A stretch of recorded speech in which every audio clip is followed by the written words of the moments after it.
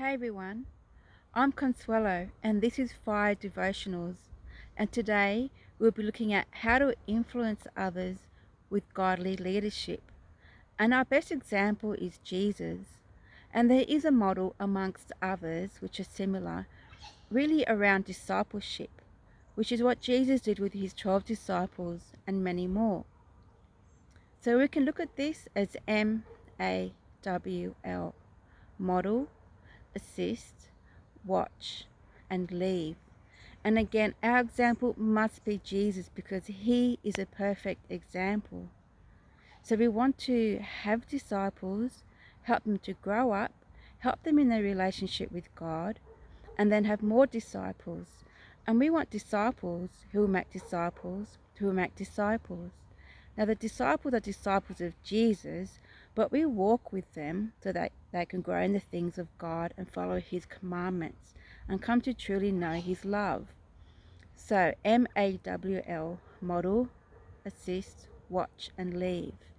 Now, model means do the things of God, obey God, and have that person with you while you're doing that. Proclaim the gospel, lay hands on the sick and they recover, cast out demons, speaking tongues, walk in the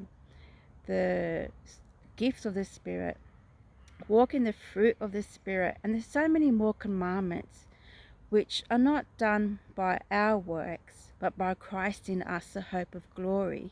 So model that when that person is with you. Tell them about when you've done such things in the past. Show them that they will see exactly what you are doing, just like Jesus did with his disciples. He healed, he cast out demons, he proclaimed the gospel. So that's model. And then assist.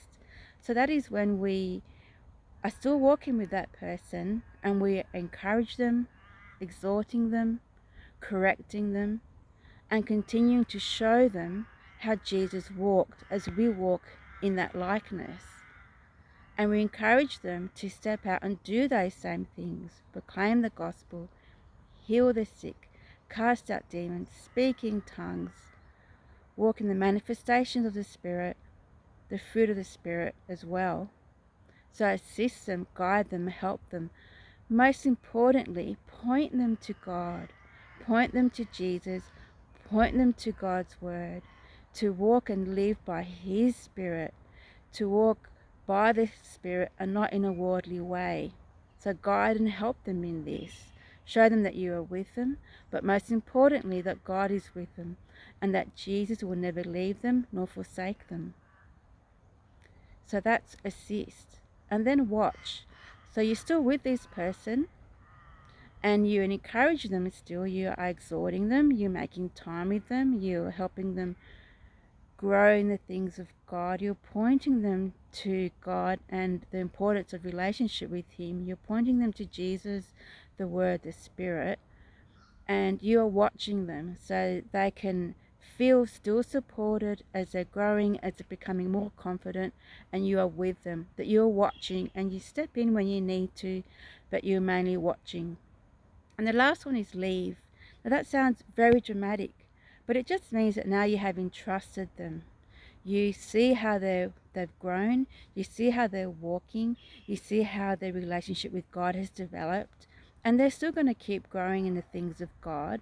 And it doesn't mean you leave them completely, but you allow them to grow in the things of God of their own and with God.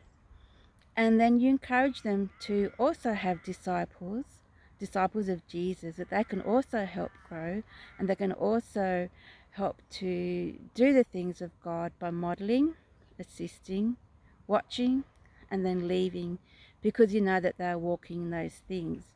So this is a very generational way of showing leadership. As we can see in the persecuted churches, this model works really, really well, especially because I can't afford to have perhaps large churches or meet in large gatherings, but they can use this model of discipleship, of quick generational discipleship. And so it's very contingent on us to make that effort to find people who want to be discipled, want to be taught, want to be shown, want to be assisted, want to grow. And you spend that time with them one-on-one in small groups and help them in these ways. So it's really important that we are modeling the things of God, and then we assist them as they try out, as they learn, as they grow, and then we watch. We're still there, we're helping, and then we let them be, to walk and to grow and to have their own people that they're mentoring and training and discipling, and that is a really lovely and exponential way that the church can grow. And it's Jesus that builds his church, it's not us. We just follow his commandments, do what he says. In Matthew 28, it says to teach all nations, to go out, proclaim.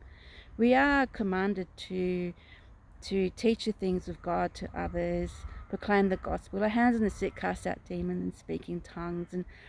But this is all done by Christ in us, by God in us. We do all of this in rest. We support and exhort each other in rest as well. But this is a really good model and really worth utilizing in God's kingdom. So I really encourage you to look at the people around you, write down people's names, maybe a list of 10, 20, 50, 100, and pick so many that you think you might want to share the gospel with. You might want to ask them, hey, do you want to come out with me to share the gospel, to lay hands on people? Start modeling these things for them. Maybe create a small group. It's going to depend really on what's going on, but I really encourage you to make that effort to list down people and make that deliberate act of gaining people in your life that you can support to grow, and continue with them until they are prepared to go on and walk in the things of God without your help anymore. So I hope this has been of help, and again, it's model, assist, watch, and leave. Bless you. Bye.